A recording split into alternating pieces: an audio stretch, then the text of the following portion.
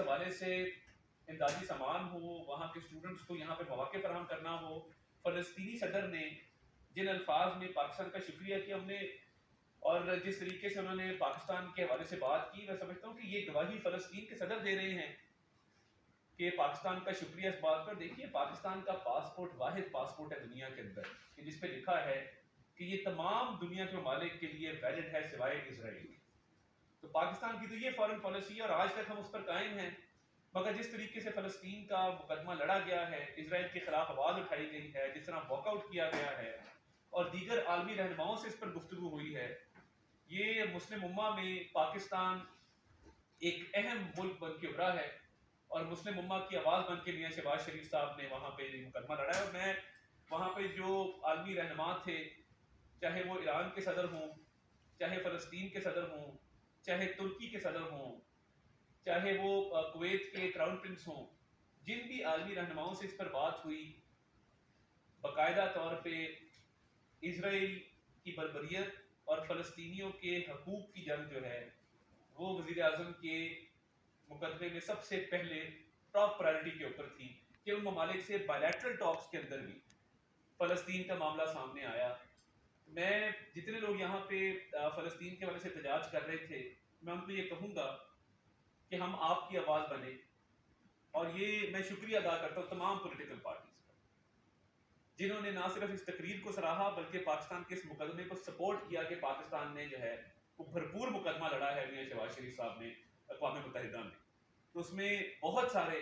तहरीक इंसाफ के सपोर्टर हैं जो सोशल मीडिया पे कह रहे हैं कि जी बाकी इख्तलाफ अपनी जगह पे, मगर आपने जो ये मामला किया है हम मुकम्मल तौर पे आपके साथ हैं इसके ऊपर। तो मैं तमाम पॉलिटिकल पार्टीज और उनके सपोर्टर जो बाजी में भी एहतजाज करते रहे, ये तरीका होता है कि आप किसी कॉज के लिए हाईएस्ट लेवल पे जाके मुकदमा लड़े और जोरदार तरीके से लड़े। तो हमने तमाम पाकिस्तानियों की, तमाम मुस्लिम उम्मा की तर्जुमानी की और शहबाज शरीफ साहब ने इस पे बहुत आला स्टांस लिया और आलमी रहनुमाओं से भी जो बात हुई तो उसमें भी ये मुकदमा बड़े अच्छे तरीके से लड़ा गया और उन्होंने भी इससे इत्तफाक किया। कश्मीर के हवाले से मैं ये कहना चाहता हूँ कि ना सिर्फ कश्मीर के कॉज को उसमें एक नई रूह फूंकी गई, बल्कि बुरहान वानी की लेगेसी का वहाँ पे जिक्र किया गया और ये कहा गया कि भारत जो मजालिम ढा रहा है मजलूम कश्मीरियों के ऊपर, तो वज़ीर-ए-आज़म शहबाज शरीफ ने ये कहा कि उससे आज भी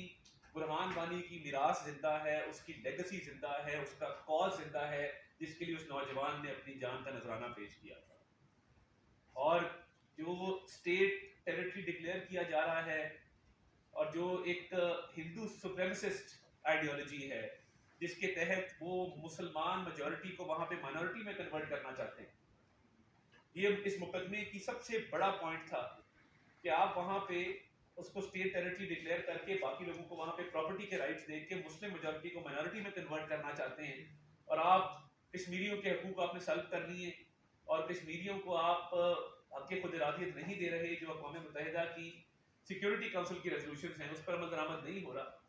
तो मैं समझता हूँ कि कश्मीर के कॉज के लिए ये भी कहा कि अगर आप ये मैली आंख से पाकिस्तान की तरफ देखेंगे और आज़ाद जम्मू और कश्मीर पर आप चाहेंगे कि कोई गासिबाना कोशिश की जाए, तो पाकिस्तान इस पे फैसला कुन जो है वो आपके साथ मामला करेगा। तो बायलैटरल मीटिंग्स होती हैं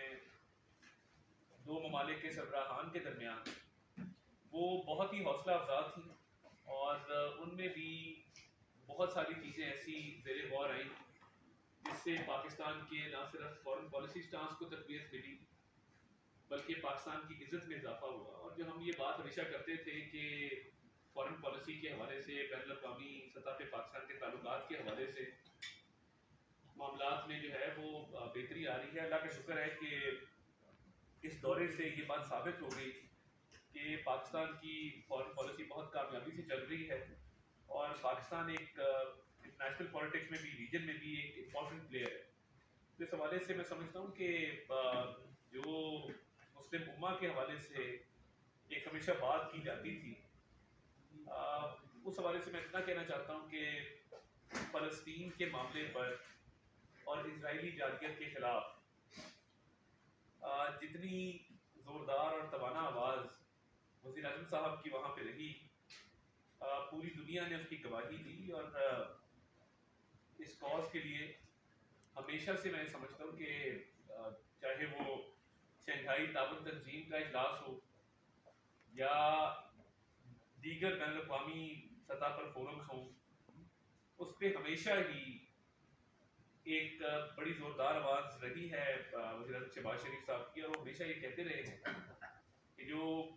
फ़लस्तीन के अंदर नस्ल कुशी जारी है, जंगी जराइम का इर्तिकाब हो रहा है और बर्बरियत है, उसको ना सिर्फ बंद किया जाए, ना सिर्फ जंगबंदी की जाए, बल्कि इसराइल को एहतसाब के कटहरे में लाया जाए।